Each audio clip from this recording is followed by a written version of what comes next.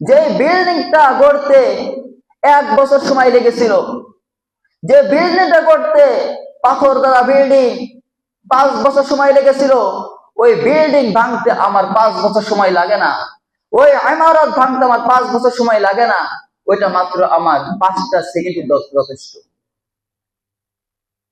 তোমরা বানাবে, কিন্তু আমার আল্লাহর কাছে ওটা ভাঙতে সময় লাগবে না। এই জন্য আল্লাহ রাব্বুল আলামিন আমাদেরকে সতর্ক করেন। শুধু তাই নয়, 2 নম্বর কারণ হলো, যখন মানুষেরা আল্লাহর জমিনের উপরে নর্তকী ছড়ায়, আল্লাহর জমিনে থেকে তারা গান বাজনায় লিপ্ত থাকে, বাদ্যযন্ত্রের মধ্যে লিপ্ত থাকে, তারা বিভিন্ন ভাবে মেয়ে লোককে ভাড়া করে মানুষের মধ্যে অশ্লীলতা ছড়িয়ে দেয়, যেটা অশ্লীলতা ছড়ার মাধ্যমে মানুষ আস্তে আস্তে।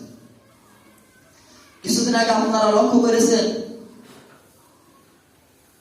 এক বাউল শিল্পী, মানিকগঞ্জের এক বাউল শিল্পী, ওই বাউল শিল্পী কি বলল?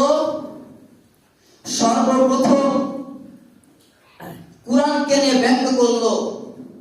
শুধু কোরআনকে নিয়ে নয়, আল্লাহ রাব্বুল আলামিনকে পর্যন্ত ছাড় দেন নাই, যে আল্লাহ আমাকে আপনাকে সৃষ্টি করেছে দুনিয়ার জমিনে, যার রিজিক খেয়ে আমরা দিন রাত 24 ঘন্টা বেঁচে থাকি, যার অক্সিজেনে আমরা বেঁচে থাকি, ওই সৃষ্টিকর্তা নিয়ে সে কটূক্তি করেছে।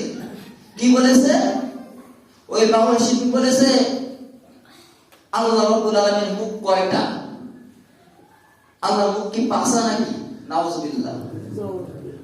ওই আল্লাহর মুখ কয়টা? এক মুখে কত কথা বলে আল্লাহ? এক মুখে কত কথা বলে আল্লাহ? ওইটা তো আল্লাহ না।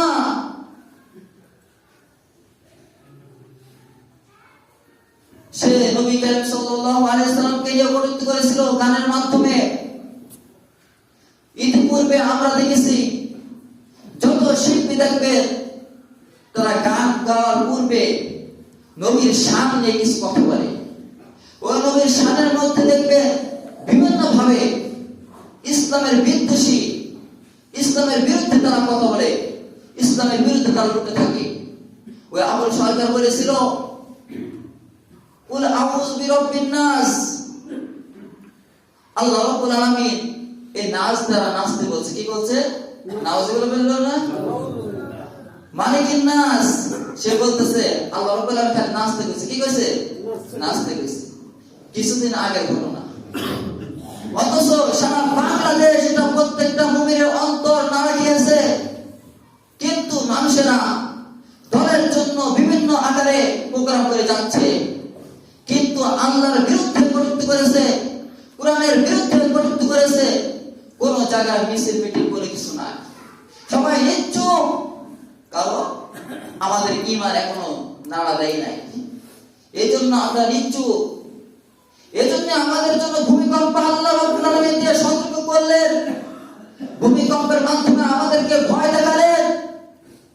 আমার জমিনের উপরে, আমার জমিনে তোমরা বসবাস করে আমার বিরুদ্ধে ওই নাস্তিকেরা উঠে দাঁড়ায়, আমার কোরআনের বিরুদ্ধে ওই নাস্তিকেরা উঠে দাঁড়ায়, আমার বিরুদ্ধে তারা কথা বলে, কিন্তু তোমরা এর প্রতিবাদ করো না।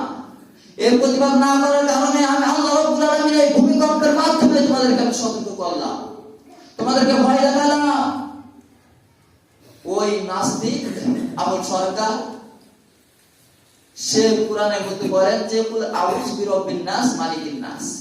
তার সাথে যে চেলাপুলাগুলো থাকে অন্যান্য শিল্পবৃন্দ, ওই শিল্পগুলো তার সাথে সাড়া দেয়, হয় নাস্তিক হয়েছে। এক বলদ বলতেছে, এক নাস্তিক বলতেছে, আর এক নাস্তিরা ওর কথা কি সাড়া দিতেছে। স্পষ্ট ভাবে মনে রাখবেন, কুল আউযু বিরাব্বিন নাস। আল্লাহ রাব্বুল আলামিন কি এখানে নাচতে বলছে? না। আল্লাহ রাব্বুল আলামিন যখন কোরআনের বিভিন্ন আয়াতের শুরুতে আল্লাহ রাব্বুল আলামিন স্পষ্ট ভাবে বলেছেন, ইয়া আইয়ুহান নাস, হে লোক সকল, ইয়া আইয়ুহাল মুমিনিন, হে মুমিনগণ, ইয়া আইয়ুহান নাবিয়্যু, মানুষদেরকে সতর্ক করার জন্য বলে ইয়া আইয়ুহান নাস, কি বলে? ইয়া আইয়ুহান নাস। এই নাস দ্বারা শুধু মুমিন মুসলমান উদ্দেশ্য নয়, এই নাসের মধ্যে হিন্দু আছে, খ্রিস্টান আছে, ইহুদ আছে, বৌদ্ধ আছে, সমস্ত জাতি সম্প্রদায়ের লোক আছে এর মধ্যে, সমস্ত প্রকারের লোক আছে ইয়া আইয়ুহান নাসের মধ্যে। অর্থাৎ আল্লাহ রাব্বুল আলামিন বললেন হে সকল লোক, হে সকল লোক, শুধু মুসলমানদের উদ্দেশ্য করে বলেন না। যখন তিনি নবীকে উদ্দেশ্য করে বলেন তখন বলেন ইয়া আইয়ুহান রাসূল, ইয়া আইয়ুহান নাবিয়্যু, ইয়া আইয়ুহাল মুযাম্মিল। কারণ তিনি যখন রাসূলকে উদ্দেশ্য করে বলেন তখন রাসূলের নাম নিয়ে বলেন ইয়া আইয়ুহার রাসূল, ইয়া আইয়ুহান নাবিয়্যু, ইয়া আইয়ুহাল মুযাম্মিল। তাহলে ওই নাস্তিক যে বলল কুল আউযু বিরাব্বিন নাস, আল্লাহ নাস্তিক বলছে, এখানে আল্লাহ রাব্বুল আলামিন মানুষদেরকে উদ্দেশ্য করে বলছে। কাকে উদ্দেশ্য করে? মানুষদেরকে উদ্দেশ্য করে বলছে কুল আউযু বিরাব্বিন নাস, মালিকিন নাস, ইলাহিন নাস। আল্লাহ এখানে নাস্তিক বলে নাই। তাদের কুরআন শিক্ষা না থাকার কারণে, হাদিস শাস্ত্রের শিক্ষা না থাকার কারণে আজ ঘরে ঘরে তাদের বাউল শিল্পীর মতো নাস্তিক তৈরি হইতেছে, ঘরে ঘরে উগ্রতা তৈরি হইতেছে, ঘরে ঘরে অশ্লীলতা সে মানব তৈরি হইতেছে। কিন্তু আল্লাহ রাব্বুল আলামিন আমাকে আপনাকে সেই কুরআন শিখার জন্য, হাদিস শিখার জন্য সে সুযোগ করে দিয়েছে, সেই ব্যবস্থা করে দিয়েছে। কিন্তু আল্লাহ রাব্বুল আলামিন আমাদেরকে এই বিবেক দেওয়ার পরেও আমরা কি করতে পারতেছি না, শিখতে পারতেছি না। এটা হলো প্রত্যেকটা মুমিনের ব্যর্থতা, মুসলমানের ব্যর্থতা, মুসলমানের ব্যর্থতা। কারণ নাস্তিকরা একদল আছে মুসলমানের নাম দিয়ে তারা ইসলাম বিদ্বেষী কাজ করতেছে। আমল সরকার সে তো মুসলমান দাবি করে না, সেও মুসলমান দাবি করছে, কিন্তু আসলে কি সে মুসলমান? কথা বলে, সে কি মুসলমান? যে আল্লাহকে নিয়ে কটূক্তি করে, নবীজিকে নিয়ে কটূক্তি করে, সে কোনোদিন মুসলমান হতে পারে না? সে কোনোদিন মুসলমান হতে পারে না। কারণ আল্লাহ রাব্বুল আলামিন তার পুরো পবিত্র কোরআনের মধ্যে বলেছেন যালিকাল কিতাব, এটা হলো সেই কিতাব লা রাইবা ফি, এই কিতাবের মধ্যে কোনো সন্দেহ নাই, এই কিতাবের মধ্যে কি নাই? কোনো সন্দেহ নাই। দুনিয়ার বই পুস্তকের মধ্যে ভুল থাকতে পারে, জাগতিক বিদ্যার মধ্যে ভুল থাকতে পারে, প্রাথমিক শিক্ষার মধ্যে ভুল থাকতে পারে, কিন্তু আমি আল্লাহ রাব্বুল আলামিন এমন এক গ্রন্থ দুনিয়ার বুকে প্রেরণ করেছি যে গ্রন্থের মধ্যে কোনো ভুল থাকতে পারে না। এই কোরআনকে আমি আল্লাহ রাব্বুল আলামিন নাযিল করতে পারতাম পাথরের মধ্যে, কিন্তু আমি আল্লাহ রাব্বুল আলামিন পবিত্র কোরআন পাথরের মধ্যে নাযিল করি নাই। কারণ যদি আমি আল্লাহ রাব্বুল আলামিন এই পবিত্র কোরআন পাথরের মধ্যে নাযিল করতাম, পাথরটা স্থায়ী থাকতো না, যার কারণে কোরআনটা স্থায়ী থাকতো না। পাথরটা পড়ে নিঃশ্বাস হয়ে যেত, পাথরের কোনো অস্তিত্ব থাকতো না। এজন্য আমি কোরআনকে পাথরের উপর নাযিল করি নাই। আল্লাহ রাব্বুল আলামিন বলেন আমি গাছের পাতার মধ্যে কোরআন নাযিল করতে পারতাম, কিন্তু গাছের পাতার মধ্যে আমি কোরআন নাযিল করি নাই। কারণ পাতা আজ আছে কাল থাকবে না, পাতা ঝরে পড়ে যায়, পাতা ঝরে পড়ে যায় না। এজন্য আমি আল্লাহ রাব্বুল আলামিন গাছের পাতার মধ্যে কোরআন নাযিল করি নাই। আমি কোরআন নাযিল করতে পারতাম গাছের মধ্যে, গাছের কাঠের মধ্যে লিপিবদ্ধ করে রাখতে পারতাম, কিন্তু গাছের মধ্যে কাঠের মধ্যে লিপিবদ্ধ করি নাই। কারণ গাছের কাঠ আজ আছে কাল থাকবে, কাল থাকবে না। বৃষ্টিতে ধ্বংস করে দেবে, মানুষেরা পুড়ে ছারখার করে দেবে। এজন্য আমি পাতার মধ্যে কোরআন নাযিল করি নাই, কাঠের মধ্যে কোরআন নাযিল করি নাই, গাছের কাঠের মধ্যে কোরআন নাযিল করি নাই। আমি আমার উম্মত, আমি আমার নবী, আমি আমার শেষ নবী, আমি আমার বন্ধু হযরত মুহাম্মদ মুস্তাফা সাল্লাল্লাহু আলাইহি সাল্লামের তার দিলের, তার সিনার বরাবরে আমি কোরআন নাযিল করেছি। কারণ যদি এই কোরআন আমি তার সিনায় বক্ষ হৃদয়ের মধ্যে দান না করি, তাহলে এই কোরআন নাস্তিকরা যেমন কোরআনের বিরুদ্ধে করে, কোরআনকে নিঃশেষ করার জন্য তৈরি হয়ে থাকে, তাও ঠিক তেমনি ভাবে নাস্তিকরা নাস্তিকরা যদি আমি কোরআনকে গাছের মধ্যে নাজিল করতাম, তারা এটা চুরি করে নিয়ে পুরে সারখার করে দিত।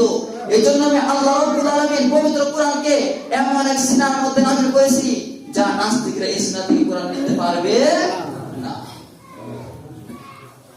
আমি রবির সিনার মধ্যে কোরআন নাজিল করেছি, কেউ চুরি ডাকাতি করতে পারবে না। নাস্তিকরা এই কোরআনকে নিয়ে, নাস্তিকরা কোরআনকে দুনিয়া থেকে নিঃশেষ করতে পারবে না, কারণ এই সিনার মধ্যে নবীর সিনা থেকে আজ আমাদের পর্যন্ত আসছে না? কত নাস্তিকরা কোরআন পড়াইতেছে না? কিন্তু পুরালে কি হবে? কোরআন তো আছে প্রতিটা মানুষের সিনায় বা সিনায়, তাই না? নাস্তিকরা যতই আগত না কেন, যতই তারা কোরআনকে অপমান করুক না কেন, যত তারা কোরআনের প্রতি আঘাত হানবে, যত তারা ইসলামের প্রতি আঘাত হানবে, যত তারা আল্লাহকে নিয়ে অপমান করবে, যত তারা নবীকে নিয়ে পবিত্র করবে, মনে রাখবে আল্লাহর শান আরো বৃদ্ধি পায়, নবীর শান আরো বৃদ্ধি পায়, কোরআনের শান আরো বৃদ্ধি পায়, মুসলমানের শান আরো বৃদ্ধি পায়। ঠিক কিনা বলে?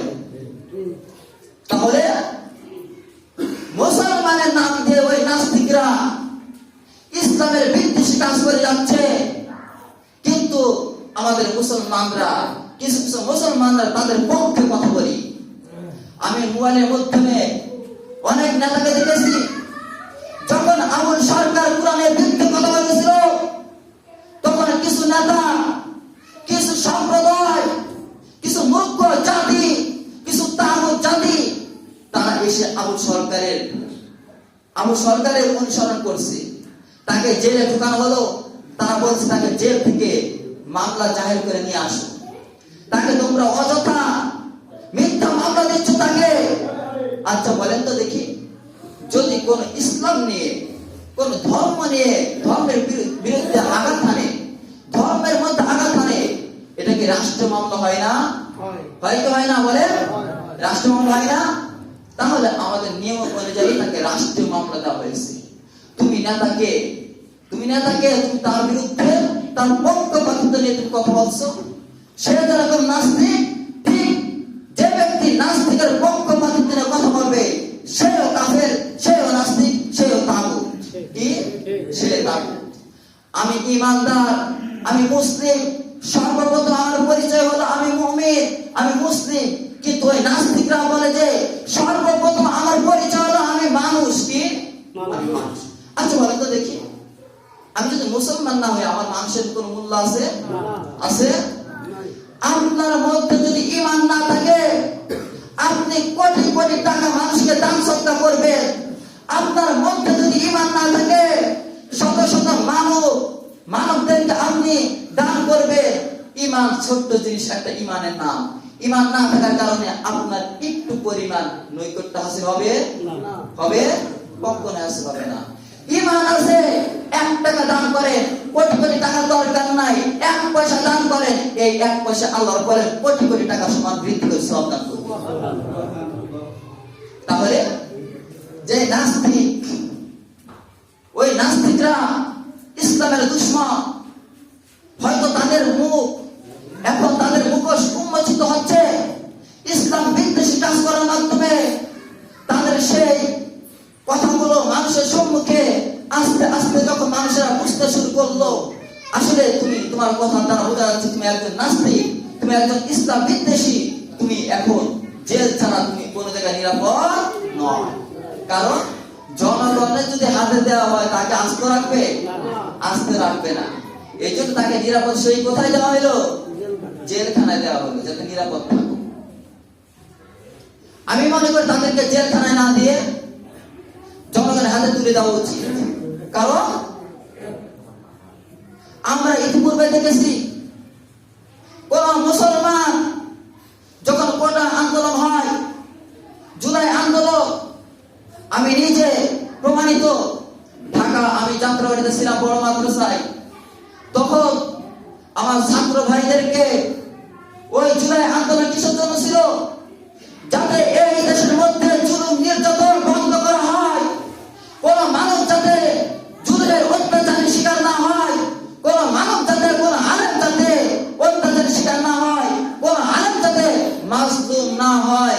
কারণ ইতিপূর্বে নির্যাতনের শিকার হয়েছি